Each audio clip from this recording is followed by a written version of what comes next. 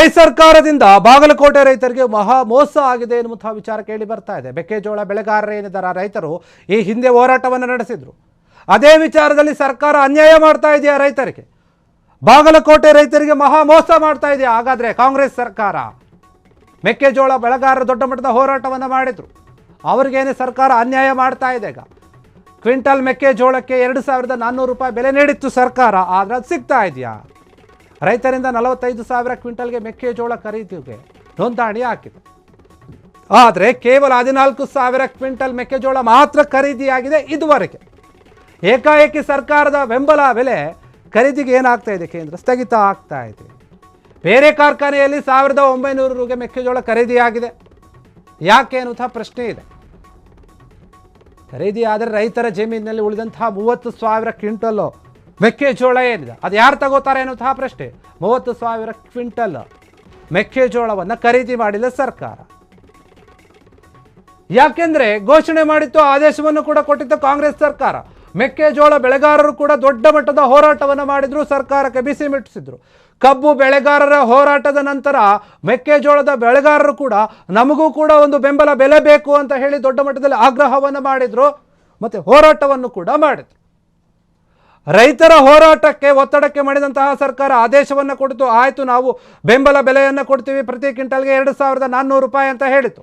ಅಷ್ಟೇ ಅಲ್ಲ, ನಾವು ರೈತರಿಂದ 45,000 ಕ್ವಿಂಟಲ್ ಮೆಕ್ಕೆಜೋಳವನ್ನು ಖರೀದಿ ಮಾಡ್ತೀವಿ ಅಂತ ಒಂದು ಒಪ್ಪಂದವನ್ನು ಕೂಡ ಮಾಡಿಕೊಳ್ತು. ಆದರೆ ಈಗ ಬರೀ 14,000 ಕ್ವಿಂಟಲ್ ಮೆಕ್ಕೆಜೋಳವನ್ನು ಸರ್ಕಾರ ತೆಗೆದುಕೊಂಡಿದೆ. ಅಷ್ಟೇ ಅಲ್ಲ, ಏಕಾಏಕಿ ಬೆಂಬಲ ಬೆಲೆಯನ್ನು ಕೂಡ ಇಳಿಸಿದೆ. ಇದು ರೈತರಲ್ಲಿ ಆತಂಕವನ್ನು ಮೂಡಿಸ್ತಾ ಇದೆ. ಸರ್ಕಾರ ಹೇಳಿದಂತೆ ನಡೆದುಕೊಳ್ತಾ ಇಲ್ಲ, ನಮಗೆ ಮೋಸ ಮಾಡ್ತಾ ಇದೆ ಅಂತ ಅಲ್ಲಿನ ರೈತರು ಆಕ್ರೋಶವನ್ನು ವ್ಯಕ್ತಪಡಿಸ್ತಾ ಇದ್ದಾರೆ. ರೈತರು ಎಲ್ಲೆಂದ್ರೆ ಅಲ್ಲಿ ಹಂಗೆ ಹಾಕ್ಕೊಂಡಿದ್ದಾರೆ ಮೆಕ್ಕೆಜೋಳವನ್ನು ಬೆಳೆದಿರೋದನ್ನ, ಇಂದಲ್ಲ ನಾಳೆ ರೇಟ್ ಜಾಸ್ತಿ ಆಗುತ್ತೆ ಅಂತ. ಆದರೆ ಇಲ್ಲಿ ರಾಜ್ಯ ಸರ್ಕಾರ ಕೊಟ್ಟ ಮಾತನ್ನು ತಪ್ಪಿದಂತೆ ಕಾಣ್ತಾ ಇದೆ. ರೈತರಿಗೆ ಇದರಿಂದ ಮೋಸ ಆಗ್ತಾ ಇದೆ, ಅನ್ಯಾಯ ಆಗ್ತಾ ಇದೆ. ಒಂದು ಕ್ವಿಂಟಲ್ಗೆ 2,400 ರೂಪಾಯಿ ಕೊಡಬೇಕಾದ್ರೆ 1,900 ರೂಪಾಯಿ ಸಿಗ್ತಾ ಇದೆ. ಎಷ್ಟರ ಮಟ್ಟಿಗೆ ಸರಿ? 1,000 ಕ್ವಿಂಟಲ್ ಮೆಕ್ಕೆಜೋಳ ಏನಿದೆ ಅದನ್ನು ಖರೀದಿ ಮಾಡೋಕ್ಕೆ ನೋಂದಣಿ ಕೂಡ ಆಗಿದೆ, ಆದರೆ ಅದು ಕೂಡ ಏನೂ ಹಾಕಿಲ್ಲ. ಆದರೆ ಕೇವಲ 14,000 ಕ್ವಿಂಟಲ್ ಮಾತ್ರ ತಗೊಂಡಿದೆ ಸರ್ಕಾರ. ಇನ್ನು ಉಳಿದಂತಹ ಮೆಕ್ಕೆಜೋಳವನ್ನು ಯಾರು ತಗೋತಾರೆ? ಸರ್ಕಾರ ತಗೊಳ್ಳುತ್ತೋ ಇಲ್ಲವಂತಹ ಡೌಟಲ್ಲೇ ಇದ್ದಾರೆ ರೈತರೀಗ. ಬೇರೆ ಯಾವುದೋ ಒಂದು ಕಾರ್ಖಾನೆ ತಗೊಂಡಿದೆಯಂತೆ 1,900 ರೂಪಾಯಿಗೆ. ರೈತರಲ್ಲಿ ಆತಂಕ ಮೂಡ್ತಾ ಇದೆ. ನಾವು ಹೋರಾಟ ಮಾಡಿದ್ರು ಕೂಡ ಪ್ರಯೋಜನ ಆಗಲಿಲ್ವಲ್ಲ, ಬರೀ ಸರ್ಕಾರ ಹೋರಾಟದ ಸಮಯದಲ್ಲಿ ನಮ್ಮ ಕಣ್ಣೊರೆಸುವಂತಹ ಕೆಲಸವನ್ನು ಮಾಡ್ತಾ ಅಂತ ಅನುಮಾನವನ್ನು ವ್ಯಕ್ತಪಡಿಸ್ತಾ ಇದ್ದಾರೆ. ಮೆಕ್ಕೆಜೋಳ ಬೆಳೆಗಾರರು ಯಾವ ರೀತಿಯಾಗಿ ಹೋರಾಟ ಮಾಡಿದ್ರು, ಅವರ ಕಬ್ಬಿಗೆ ಬೆಂಕಿ ಹಚ್ಚಲಾಯಿತು, ಟ್ರ್ಯಾಕ್ಟರ್ಗಳು ಉರುಳಿ ಬಿದ್ವು, ಅದೆಲ್ಲವೂ ಕೂಡ ಆಯಿತು. ಹಿಂಗೆ ಬಿಟ್ಟರೆ ರೈತರು ಬೇರೆ ರೀತಿಯಾಗಿ ರೊಚ್ಚಿಗೇಳ್ತಾರೆ ಅಂತ ಹೇಳಿ ಸರ್ಕಾರ ಬಂತು, ಮಾತನಾಡಿತು, ಒಪ್ಪಂದವನ್ನು ಮಾಡಿಕೊಳ್ತು.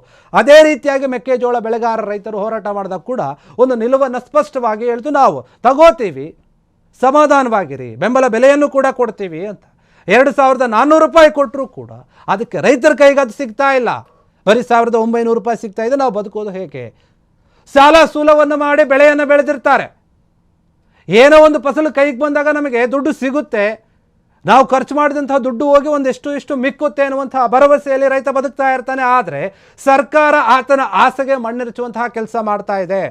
30,000 ಕ್ವಿಂಟಲ್ ಮೆಕ್ಕೆಜೋಳವನ್ನು ಇನ್ನೂ ಕೂಡ ಖರೀದಿ ಮಾಡಿಲ್ಲ. ಹೀಗಾಗಿ ಇದರಿಂದ ಸರ್ಕಾರ ಏನಿದೆ ಅದರ ನಿಲುವನ್ನು ಈಗ ಮತ್ತೆ ಹೇಳಬೇಕಾಗಿದೆ. ಕ್ಷಣ ಕ್ಷಣದ ಸುದ್ದಿಗಳಿಗಾಗಿ ಫ್ರೀಡಂ ಟಿವಿ ಸಬ್ಸ್ಕ್ರೈಬ್ ಮಾಡಿ, ಲೈಕ್ ಮಾಡಿ ಹಾಗೂ ಫಾಲೋ ಮಾಡಿ. ಹೊಸ ಸುದ್ದಿಗಳ ನೋಟಿಫಿಕೇಶನ್ಗಾಗಿ ಬೆಲ್ ಐಕಾನ್ ಮೇಲೆ ಕ್ಲಿಕ್ ಮಾಡಿ.